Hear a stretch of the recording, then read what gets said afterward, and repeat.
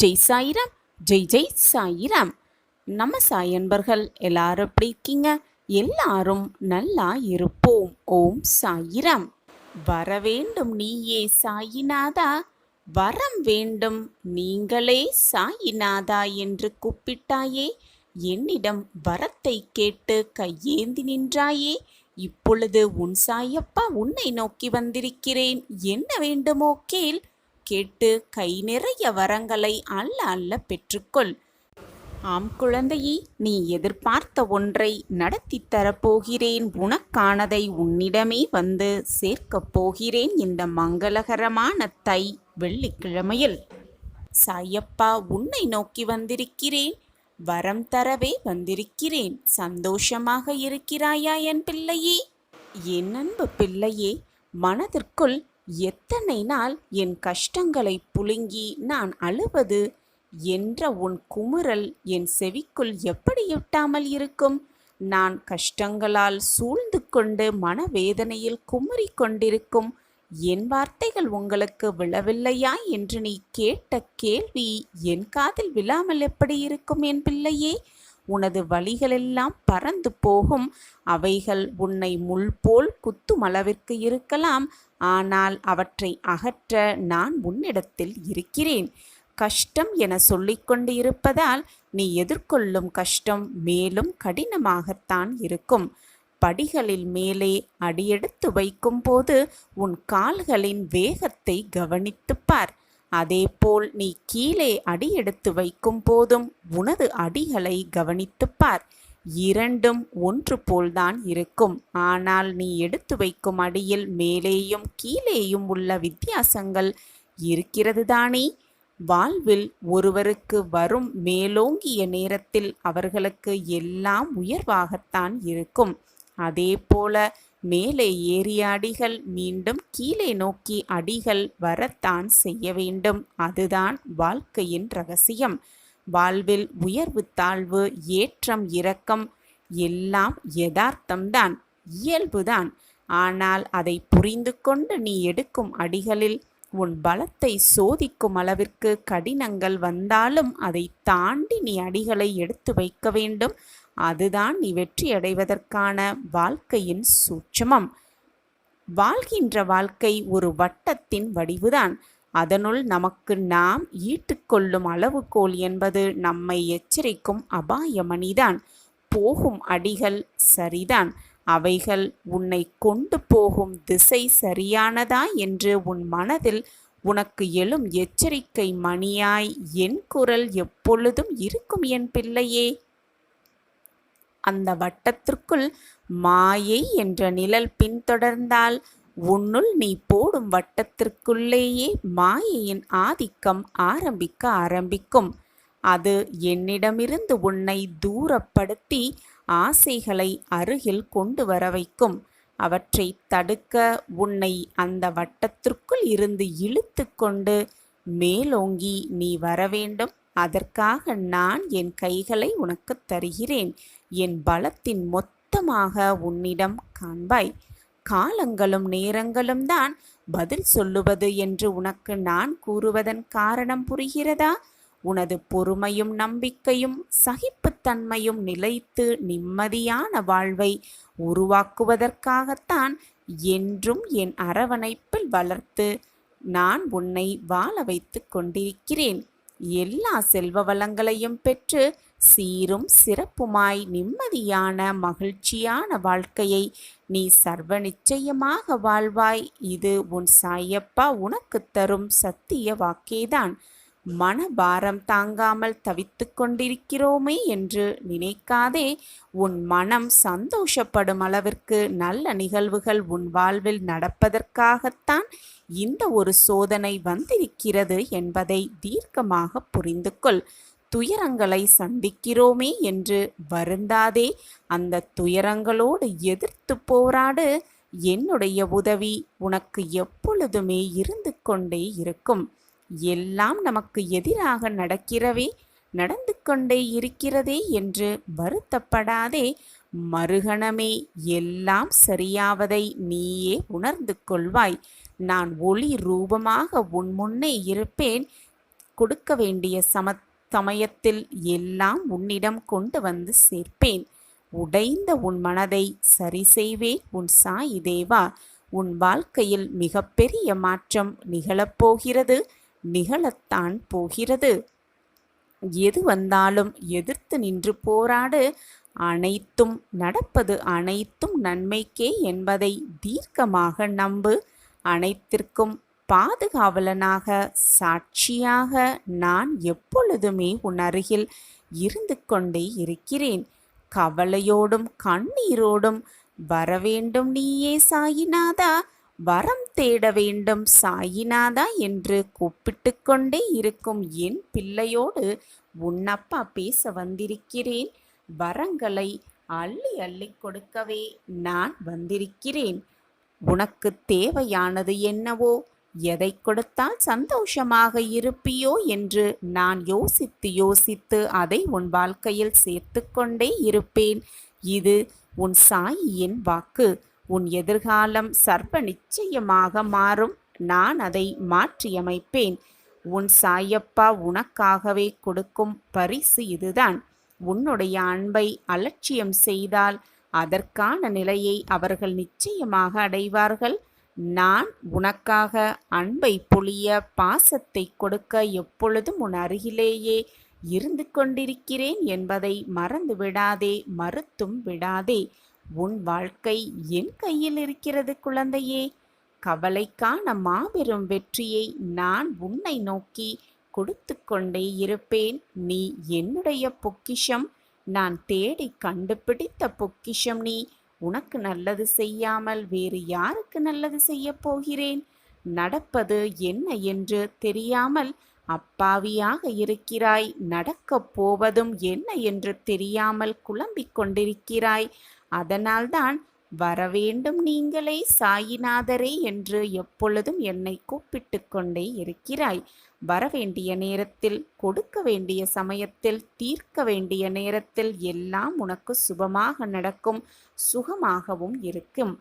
நான் அனைத்திற்கும் சாட்சியாக உன்னுள்ளே இருந்து கொண்டிருக்கும் பொழுது உனக்கே எல்லாம் புரியும். சரியான நேரத்தில் உனக்கு எல்லாம் புரியும். நான் உனக்கு புரிய வைப்பேன். அனைத்தையும் நானே நடத்துகிறேன் என்பதை தீர்க்கமாக நம்பு. எனக்கு நானாகவே செய்கிறேன் என்ற எண்ணத்தை வரவிடாதே. நான் துணையாக இருப்பேன். நீ நடக்கும் பாதையில் முட்கள் இருந்தால் நானே முன்பாகவே அதை களைந்து விடுகிறேன். நான் உன்னுடனேயே வந்து கொண்டிருப்பதை நீ மறந்தால் நான் என்ன செய்ய முடியும் குழந்தையே? நான் இருக்கிறேன். ஒரு அன்பு நம்மை விட்டு விலகும் பொழுது நமக்கு ஏற்படும் வலி, ஒரு அன்பு நமக்கு கிடைக்கும் பொழுது நம் மனதிற்கு ஏற்படும் ஆறுதல் என்று வாழ்க்கை பல வண்ணங்களாகத்தான் இருக்கும். இவற்றையெல்லாம் நான் அனுபவிக்க விரும்பவில்லை, இவற்றையெல்லாம் நான் பார்க்க ஆசைப்படவும் இல்லை என்று நீ சொன்னால் கூட அது உன் கையில் இல்லை. வாழ்க்கை என்பது ஏற்கனவே தீர்மானிக்கப்பட்டவை. நடப்பவை நடந்தே தீரும். நமக்கு என்று எழுதப்பட்டது நமக்கு வந்தே தீரும். யார் யார் உன் வாழ்க்கையில் அனுபவிக்க வேண்டும் என்று, உன் அருகில் நீ வாழ வேண்டும் என்று தீர்மானிப்பது சாயிநாதரே. என்னை மீறி உன் வாழ்க்கையில் எந்த தவறும் நடந்திராது. கலங்காமல் இரு. நீ கேட்ட அத்தனை விஷயமும், நீ பிரார்த்தித்த அத்தனை வேண்டுதல்களும் நிறைவேறும் நேரம் வந்துவிட்டது. இன்று முதல் நீ எடுத்து வைக்கும் ஒவ்வொரு அடியும் வெற்றி படிக்கல்லாக மாறும் என்பதை நம்பு. நிச்சயமாக நான் மாற்றியே காட்டுவேன். உன் துன்பங்கள் இன்றோடு விலகப் போகிறது. உன் பிரச்சனை அனைத்தும் நீங்கப் போகிறது. உன் சந்தோஷ காலம் ஆரம்பமாகப் போகிறது. நீ எதிர்பார்த்த அந்த நல்ல செய்தியோடு உன் சாயப்பா உன் இல்லத்திற்கே வந்துவிட்டேன். சாயப்பாவை வரவேற்று சாயப்பாவிற்கு ஒரு நன்றியை சொல்லிவிட்டு நீ மகிழ்ச்சியாக இரு. அதுதான் எனக்கு வேண்டும். அதை தவிர உன்னிடம் நான் எதையும் விரும்பவில்லை. நீ சந்தோஷமாக இருந்தாலே போதும், என் மனம் குளிரடையும். தடைகளை தாண்டி நீ வாழ்வில் வெற்றி பெறப் போகிறாய்.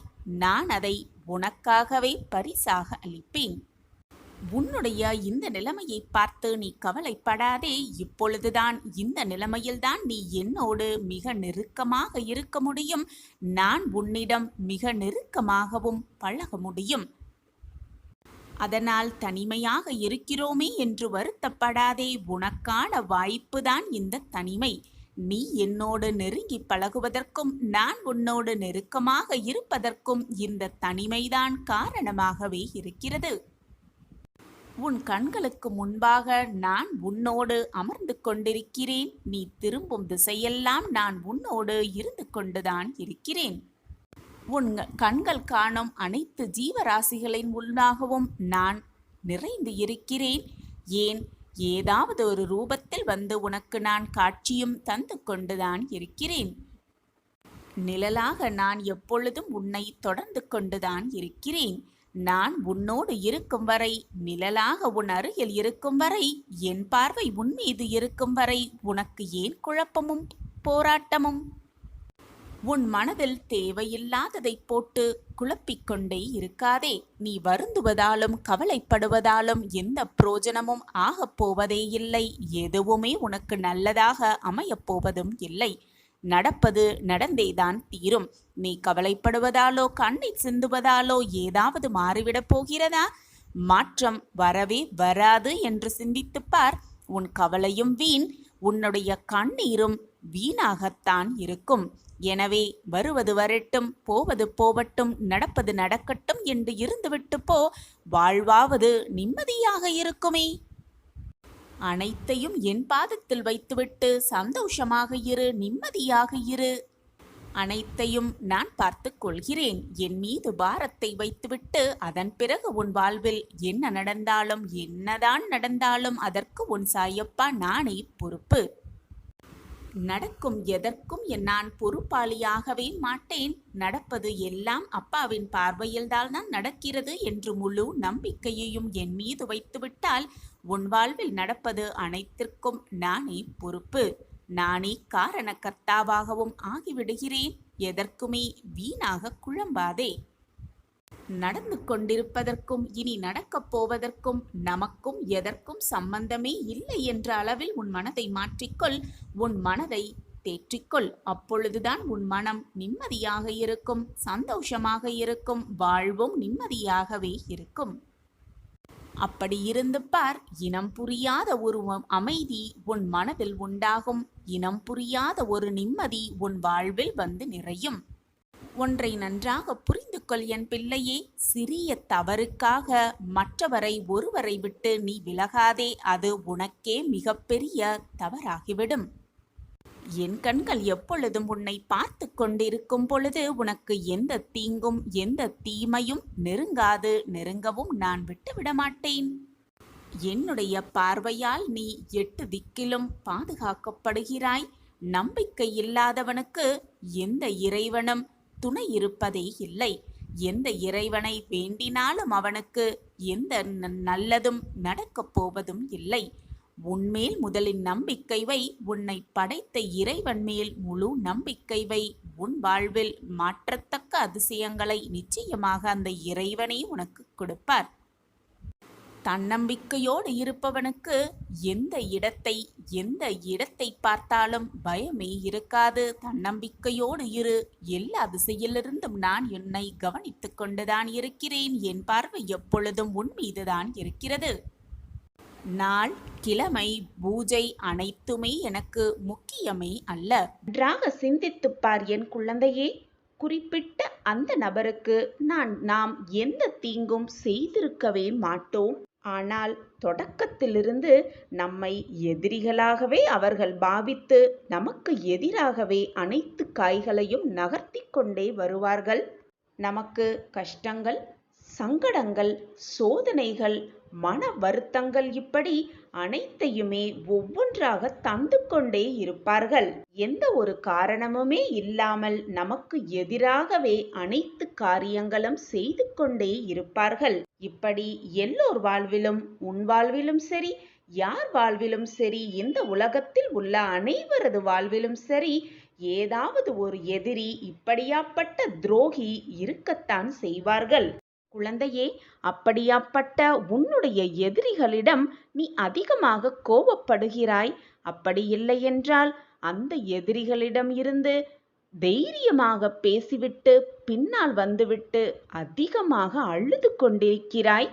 நீ அவர்களிடம் கோபமாக பேசுவதாலேயோ அவர்களிடம் கோபமாகவும் தைரியமாகவும் இருப்பதைப் போல் காட்டிவிட்டு பின்னால் வந்து அழுவதாலேயோ உனக்கு என்ன நடந்து இருக்கிறது?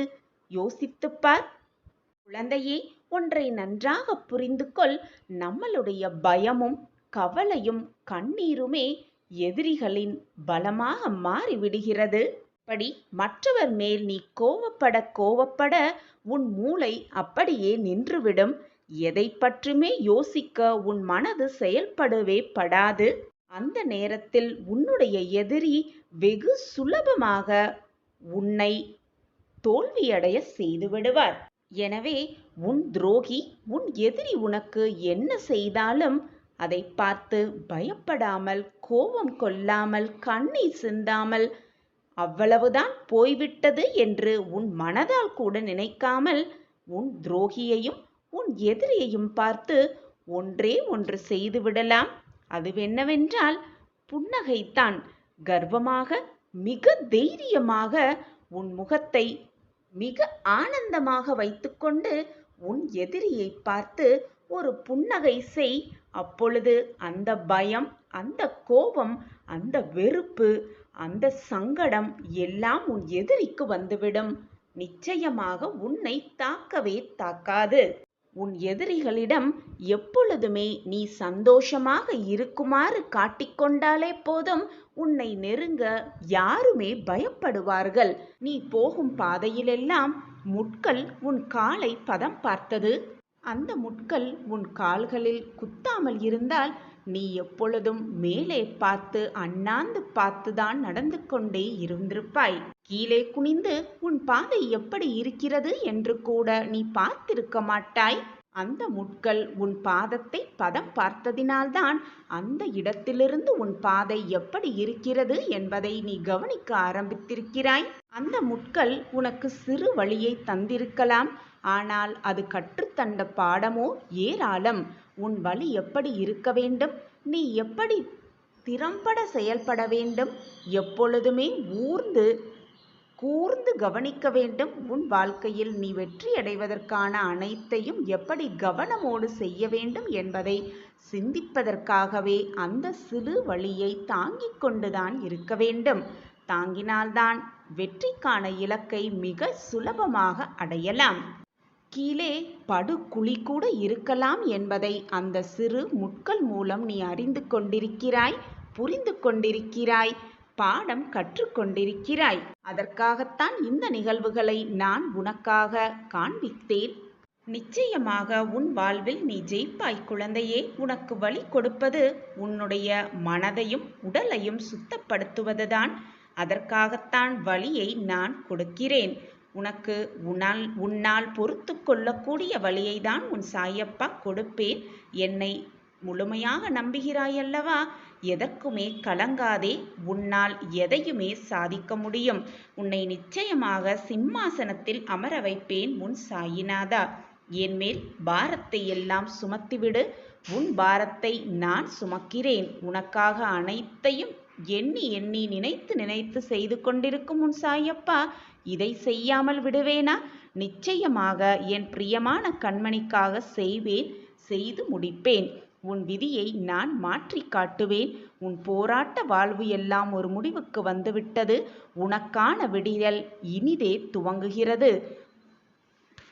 எத்தனை துன்பம் வந்தாலும் மனம் சோர்ந்து போய் விடாதே. பல திருப்பங்கள் உன் வாழ்வில் நிகழவிருக்கிறது. உன் அருகில் எப்பொழுதும் உன் அப்பா இருக்கும் பொழுது வீணாக உன் மனதை குழப்பிக்கொண்டே இருக்காதே. உனக்கு சர்வ நிச்சயமாக நான் காட்சி தருவேன். நீ என்ன செய்தாலும் சரி, என்னோடு பேசினாலும் பேசாவிட்டாலும் சரி, என்னிடம் பிரார்த்தனை வைத்தாலும் வைக்காவிட்டாலும் சரி, உனக்கு என்று எழுதப்பட்டது நிச்சயமாக உன்னிடம் வந்து சேரும். உனக்கு கிடைக்காது என்று எழுதப்பட்டிருப்பது யார் நினைத்தாலும் உன்னிடம் கொண்டு வந்து சேர்க்கவே முடியாது. எனவே குழந்தையே, நம்பிக்கையோடு காத்திரு, பொறுமையாகவும் காத்திரு. பொறுமையாக நீ காத்திருந்த எதுவும் வீண் போகாது. உன் பொறுமைக்கான பரிசு நிச்சயமாக உனக்கு வந்து சேரும். முடிந்தவரை உதவி தேவைப்படுபவர்களுக்கு உன்னால் முடிந்த உதவிகளை செய்து கொண்டே இரு. இந்த உலகத்தில் உள்ள அனைத்து ஜீவராசிகளின் மேல் அன்பு செலுத்து. அது மனிதராக மட்டும் இருக்க வேண்டும் என்றில்லை. எந்த ஜீவராசியாக இருந்தாலும் சரி, அனைவரிடத்தையும் அன்பு செலுத்து. பசியோடு வருபவர் எவராக இருந்தாலும் அவர்களுக்கு ஒரு வேளை உணவையாவது கொடுத்து அவர்களை திருப்திப்படுத்து. உன் சாயப்பா மகிழ்ச்சியுறுவேன். நீ எனது குழந்தை. எப்பொழுதும் மனதை போட்டு குழப்பிக் கொள்ளாதே. உன்னுடைய எதிர்காலம் நிச்சயமாக நல்ல விதமாகத்தான் இருக்கும். நான் அதற்கு பொறுப்பு. உன் சாயப்பாவே அதற்கு சாட்சி. என்னை மீறி எந்த தவறும் உன்னை நெருங்க முடியாது குழந்தையே. பயப்படாமல் இரு. எப்பொழுதும் என் பார்வை உன் மீதுதான் உள்ளது. நீ யாருக்காகவும் பயப்படத் தேவையில்லை. நீ நினைத்ததை விட பல மடங்கு பொக்கிஷமான வாழ்க்கையை உனக்கு நான் பரிசாக அளிப்பேன். நிச்சயமாக இதுநாள் வரை பட்டு கொண்டிருந்த கஷ்டங்களுக்கு ஒரு விடிவு காலம் பிறக்கும். உன் வாழ்க்கையை நிச்சயமாக நான் கரை சேர்ப்பேன்.